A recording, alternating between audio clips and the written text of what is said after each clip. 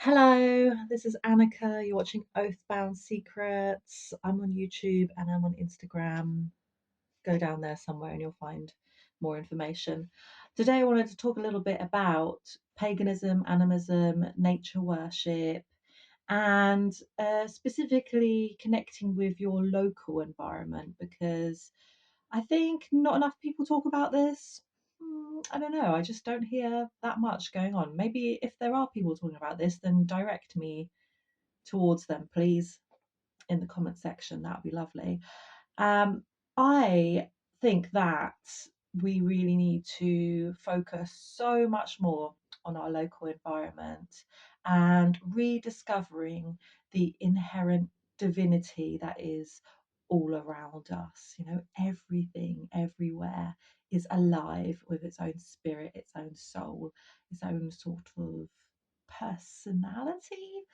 And this is something that we can discover and we can connect with, and actually we have a duty to do so. And it doesn't matter where you live, if you are sort of permanently based where you are, or if you're just temporarily staying there, it does wherever you are, whether you were born there or you moved there or whatever, or you're just anywhere that you are in the world. I think it is your duty to respect the local spirits and the land, the environment, the rivers, the sea, the lakes, the forests, the mountains, everything that is there. You have an absolute duty to respect and pay attention to and understand the needs that your local environment has. And I think that um, rediscovering, connecting with the divinity is, to me, like the best way to pay your respect is to deify the landscape and talk about how magical and powerful and special it really is, and bring back a sense of reverence. And I see this in certain places and parts and locations that are sort of generally considered to be holy or sacred in some way. In the UK, in Britain, I don't even want to call it the UK because fuck the monarchy. But in this part of the world, there are so many amazing sacred sites, ancient historical places, that you can learn about the ancient history, the people and the practices, um, and connect with that kind of wisdom that um, ancestors had, have, can teach us. There's I don't know, there's so many places I could talk about, so I'm kind of like going, where do I even begin here? um you know you know Stonehenge. Anyone fancy a bit of Stonehenge? There's like, I don't know how many amazing stone circles there are in Britain, but I've visited quite a lot of them and love that experience. Burial mounds, dolmen, all kinds of interesting places that can be considered like special in some way. Certain trees, there's certain trees that are considered very holy and special. Um, Springs or wells, holy wells. Wow. Loads of those around as well. Absolutely millions of them all over the place. There's so many different special places that I don't know why they feel special and set apart from everything else, but you know what I mean, that there's certain places that just feel like, yes, this is really important. At the same time, I think we shouldn't be overlooking the more urban areas and places that might be disregarded, um, as not special. because everywhere has its spirit, its soul. Every crossroads, every little alley, every oh, just everywhere has its soul. Everywhere has its spirit, and I think um, I think it's like, I don't know, why aren't we talking about this more? And how do we get to know um, those very sort of individual, very unique um, places? How do we actually pay attention, observe, and use our intuition to understand what it is that is present, who it is? How do we connect? It's a long journey, I think. It's a long journey of like actually learning to pay attention and learning to observe and absorb. So I'd say, it's not always easy, is it? Especially when you're rushing around living your life. You don't have time, do you? So part of it is really slowing yourself down and being like, hang on a minute. Where are we? What are we doing? What's the energy like where we are? Um, do we have time to actually do that in today's crazy world? I love going up to Glastonbury because there's a lot of interesting people in Glastonbury and it's not very far from where I am. But every time I go up to Glastonbury, I think to myself, well, what's so special about Glastonbury that isn't special about Abbotsbury, St Abbas, um, numerous, towns. Why is Glastonbury some kind of mecca for pagans and witches and weird people? What's that all about? I think because it has a long history of folklore to do with the Holy Grail and Joseph of Arimathea and King Arthur and all this kind of, yeah. There's a lot of folklore attached to Glastonbury, which has been kind of um, commercialized, to be honest. And there is that sort of commercial kind of ick to going to somewhere like Glastonbury because you think to yourself, people are like taking this as an opportunity to make money, and there's nothing wrong with making money. Like, don't get me wrong, we all need to make a living.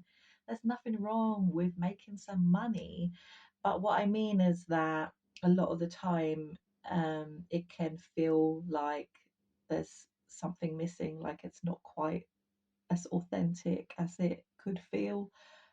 Sometimes things just feel a bit cheap and tacky. You know what I mean? So I think it's important to pay attention to those things and not let yourself get swept up in things that aren't really substantial. So having a genuine connection, a real devotion is really important. And I link this with the idea of priestessing. Um, there's this it's quite popular in Glastonbury because they've got the goddess temple, and so they've got, oh, how long has that been actually running now? Like 20 years or something? I can't remember actually when it was established, but the goddess temple in Glastonbury has continued to be really popular and has like a dedicated um, priesthood that is looking after the place and maintaining it, and that's pretty cool. There's a few little goddess temples sort of pop up here and there all over the place, and I think to myself, well, why not in Weymouth? Why not Goddess Temple Weymouth? Why not? All just depends whether local people would be into it or not. I don't know. I don't know if there's enough local weirdos. There's quite a lot. Yeah, there's quite a lot. It's definitely a little bit of a um, quirky little town. And I don't say that in a disparaging way at all, because I love that. That's what I'm all about. I love a bit of whimsy and creativity, individuality. That is what I'm all about. I love it. I want more quirkiness and personality to each town. And I think everywhere should celebrate its own local flavour of creativity, isn't it? That's what it's all about. It's all about people expressing themselves and exploring ideas and being brave to do something different, to just express themselves without worrying about conforming to what is expected or what other people kind of, yeah, want you to do. I don't know. Yeah, just do your own thing. Do your own thing. Be individual. Explore. Have an adventure. And locally, to me, right? Okay, so I'm in South Dorset, and for me, there are certain places that are close by, which to me are like special and interesting, and just give me that little sense of whimsy and wonder and ooh, fun. And there's so much local history that I absolutely love learning about. And I just find, I don't know, it's just really good fun. This stuff entertains me.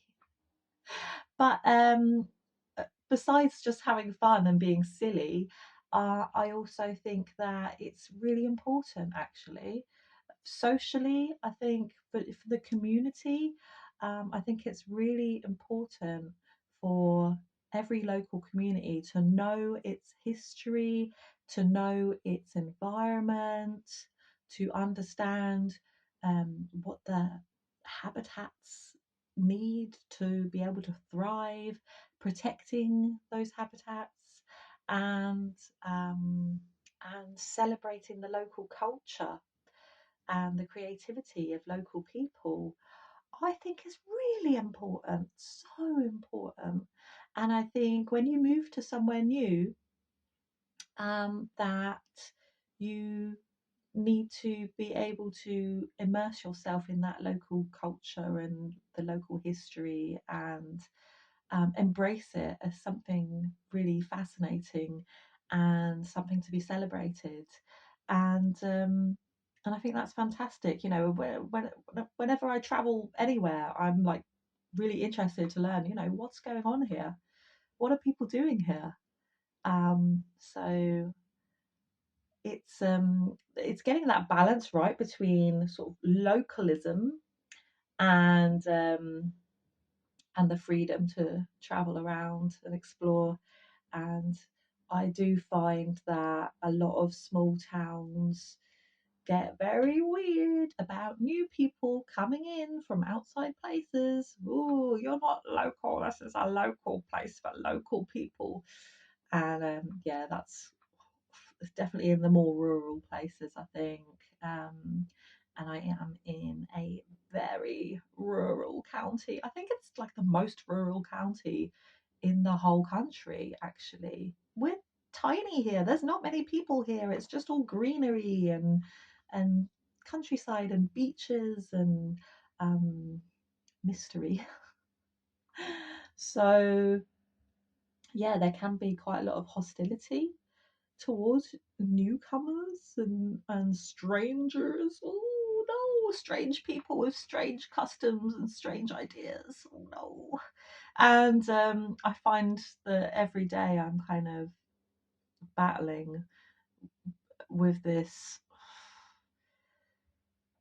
What is this hostility and fear based culture that, you know, makes people so scared of each other? It's really sad. I'm just like, why are you so scared? Just get to know each other. Everyone's human. Everyone's here for the same reason, to just live their life and make the most of it. Hello, come on. Why can't we all just live in peace and harmony? And maybe that fear maybe that fear and hostility is really coming out of a great sense of insecurity and feeling like we're losing our identity. Each sort of small area, you know, each little place, each little tiny town, little village, whatever, has this huge fear of losing um, their unique culture and history. And that is something that has been robbed from us, that has been drained out of us. And I think it's really important that we find ways to reinvigorate that kind of folklore, folk customs, and have fun with it. And I'm joining the local Morris side because I think that's really fun. And I've joined a folk choir. That's so much fun. And there's loads of like quirky little whimsical things that you can sign yourself up for. If you know where to look, you can find these things. They're happening all around you. Come on. If you can't find anything, then maybe you should just start something. Just bloody get a new thing started. Because uh, something doesn't have to be like continually ancient for it to be valid. You can like rediscover things and reimagine things and revive things that have been um, dead for however many years. There's nothing wrong with that at all. Hello, what do you think the whole pagan movement is all about? It's reviving something that was perceived to be kind of dead for a long time, bringing it back to life. And I look back in time, hundreds, thousands of years, and I think about the type of communities that existed here in Dorset and across the country, and I want to revive, bring back to life um, that that kind of community, that kind of lifestyle as much as we can. I mean, obviously we can't step back in time and we can't just go back to how things used to be. It's impossible because it's too much has changed. It's too different. But we can take inspiration from the past and learn from those ancestors. And I look back at all of the evidence of matrifocal, matrilineal, matriarchal societies that existed back then. Fascinating. Oh my gosh. Can you imagine a community that is centered around mothers and babies, women and children, and the source of life itself, the source of the community, the grandmothers. Can you imagine a community that has that the source of life at its center and is just built around protecting and nourishing and sharing and caring? And oh my gosh, that's what we need. We need to bring that energy back, and that's why I think um, it's important to reinvigorate the the concept of goddess worship and bring back um, this sense of divine feminine. What is that? What divine feminine? The sacredness of the Mother Earth, Mother Nature, Mother Goddess. I think is absolutely vital to our existence that we do this. It's um, it's something that we really need. Everyone needs this, and if we can just do this together, then we can make the world a better place for everyone. So I look at the local landscape and I think, um, what kind of goddess is this? What kind of amazing, life giving goddess is this environment that I'm in? And I'm looking a lot at what the Goddess Temple in Glastonbury has been doing over the years, in the artwork, the beautiful artwork, the poetry, the ritual, everything that is produced over there. That is very, very focused on the local landscape. And I go, why are we not all doing this? Why isn't everyone working on the same kind of thing and looking at the local um, goddess, the local divinity in nature, and how can we get this really like growing as a movement, um, a goddess focused movement, pagan and witchy and whatever, and God, I don't know how we can do it, but I want to do it. I want to do it. I think creating artwork is actually like very influential in this movement, because everybody loves a beautiful painting that they can look at this and connect and think, yeah, yes, yes, I see it, the divine, the inherent divinity in the local landscape, Mother Nature. Um, and a sense of devotion and a willingness to serve and protect our local environment. That is what I want us to be feeding into. Um, I want us to grow this sense of devotion and this sense of duty, our duty to care and protect. And I think that is the kind of motherly duty, like we all have this sense of like being mothers, to our environment, to our community. Like we are all mothers. You don't have to like literally give birth to to a child to experience that kind of motherly um, instinct to care and protect. So I think that's something that every woman has in themselves, and every person, regardless of gender, actually. But obviously, the way that we're conditioned by gender roles and all that stuff can really affect our ability to connect with um, that sense of passion in life.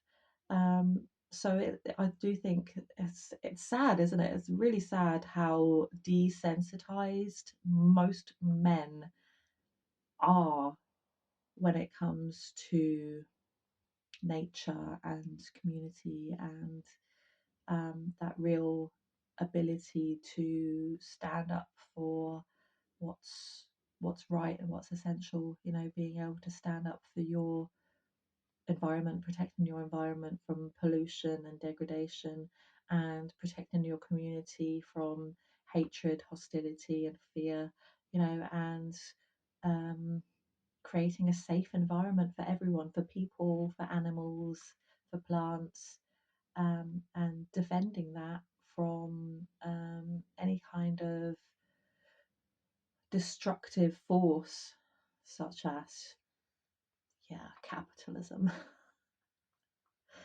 Yeah, that is the destructive force in the world. I think really, when you boil it down, it's capitalism that is threatening society and threatening nature. So being able to connect with this divine purpose might not be easy for everyone, but those who can do it can lead the way for everybody else to catch on, can't they? So let's do this together, people. Come on, let's do this, and let's find our own way. You know, you might not be creative in the sense of skillfully creating paintings or um, murals or statues or whatever kind of sculpture, etc. You might not be that skillful in creating depictions of you know how you would express the divinity all around you. Mm, so yeah, some people have more ability than others when it comes to that. It's a skill that you can learn if you really knuckle down. You can learn to do it, but those who are doing it, come on, crack on, yes.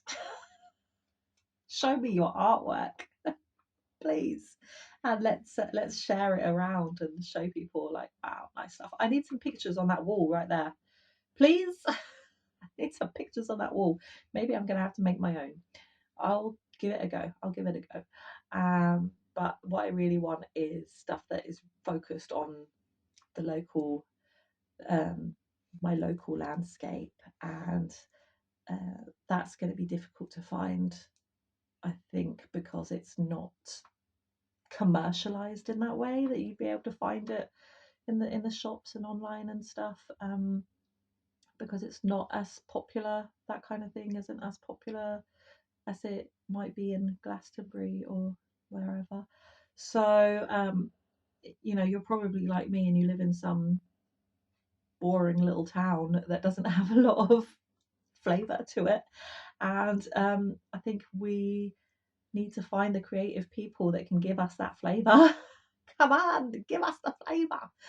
And really maximize that um, creative excitement, and explore that these ideas, you know, of the local divine, in any way that we can. Song and dance and celebrations. Oh, local celebrations, like pagan celebrations, the wheel of the year, all that stuff. That's about, you know, celebrating your local environment, observing the seasons around you, observing the blossoms on the trees, and you know the continual cycle, and really tuning in with that, where you are, tuning in with, wow, what's happening around me, nature, the animals, the little critters, paying attention to the life that is all around you, and regarding that as actually really special and sacred, and something really beautiful that we need to pay our respect to, in order to live in a way that is sustaining life and not draining us of life, not killing us. Because I feel like, you know, the capitalist lifestyle, do you know what I mean? Living within capitalism, not being a capitalist, but living within this system of capitalism, all around us, is draining, is killing us. It's really fucking killing us. It's like killing our soul. Do you ever have that feeling like you work in a certain workplace, whatever, and you just feel like it's draining you, it's draining the life out of you? I've had so many jobs where I'm just like, oh, what am I doing here? What am I doing with my time? I don't want to be here, but I need money to live. Help me. That that continuous feeling of like, oh God, like this is not right. This is not right. This is not what we should be doing with our time. Oh, surely most people can relate to that, right? Surely most people have that inside of them, that like inner like horror, the horror of like, why am I selling the majority of my life to an employer, to a boss, paying me hourly to be here and slave away for him? Well, not literally slave away, but you know, you could call it wage slavery, couldn't you? Um, but that feeling of just like drudgery and doing something that you're just not really that passionate about and faking it, just fake being passionate about this fucking bullshit business just so you can pay your goddamn bills and then use your leftover money on silly little whimsical things that give you some pleasure. My God, what is this? What is this fucking misery? I mean, I feel like I've been saying this my whole life.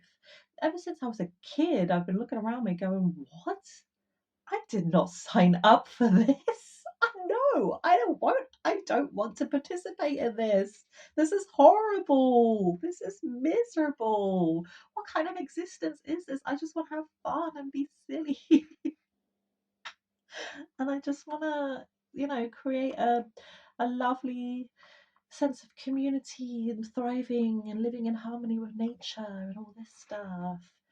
And you might say, yeah, okay, go run away to some hippie commune then, if that's what you want. But it's like, I don't want to feel like we have to run away to a hippie commune in order to live fulfilling lives. Like, because that feels like I'm just abandoning all my friends and family. I'll be like, fuck, I'm fucking off out of here. Sorry, guys, I'm out. I'm out. And I don't want to leave people behind like that. I mean, I could say to them, like, come on, come with me. But they're not going to do it. And I want everyone to thrive. I want everyone to thrive. I don't want it to just be something that can only exist for a select few, because I feel like that's just really not fair. That some people have the opportunity to run away and live the life of their dreams, while other people's are not so fortunate. That's just really not fair, and that would make me feel terrible. Because I hate the inequality that exists in society. I fucking hate it. Makes me feel really bad because I'm just like, here I am in my gorgeous purple room, um, with a roof over my head and food in the cupboards, and not everyone can have that because not everyone has that luck. And it's like, what the fuck? It's not right, is it? We should be living in a world where everyone has everything that they need, because we live in a world of plenty. There is plenty to go around. Nobody needs to go without. Seriously, nobody needs to go without. And yet we live in this weird economic system where so much goes to waste. Like all this stuff from the shop shelves is just cleared out, chucked in the bin, goes on a rubbish heap somewhere. And I'm like, oh, this is not right. This is not right. Why are we overproducing so much crap? Food, clothes, everything else. Everything's sort of like manufactured to last a few months and then it's on the bloody scrap heap. And it's like, what is this? What is this economic kind of process of just wastefulness? I don't like it. I want a circular economy where things are reused and recycled and repurposed and just going round and round and not creating so much waste and pollution, destruction, misery. And I'm really fucking serious, guys. I want a better world. I want us all to be living in a better world. And is that really so naive? Is that really so silly? I don't. Maybe I'm just like, I've got to have some hope, haven't I? I've got to have some hope. What's the point of living if you don't have hope? If you don't have this vision of a future where things are just better for everyone, then what's the point? What's the point in existing if you don't believe that things can get better? And I don't want to just give up and think that, you know, fuck it, there's no hope, just have fun and die. What? What? Are you? Are you joking? No, come on. We can do this. Pull it together. Bloody pull it together. And let's create the world that we want to see.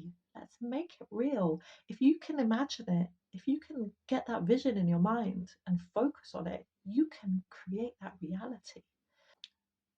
That's what the altar is all about. The altar is a place for you to focus yourself. It's for you. It's for you. The altar is for you to focus your mind every day on that vision of that purpose and receive the guidance that you need. That's why it's important that you've got an altar. That's why it's important that you put pictures and statues and things that help you focus, concentrate, and get your brain engaged with your purpose in life and our shared goals and the world that we want to exist, the world that we know really is possible, and always going for those goals. That's witchcraft and magic is very like, we have goals and we can achieve them. So let's do this. Yeah, that's it basically. I hope you enjoyed this video. Give it a little beep beep, give it a little beep beep, give it a little choo choo. Whatever, I don't know. I don't know. And I'll see you next time. Bye bye.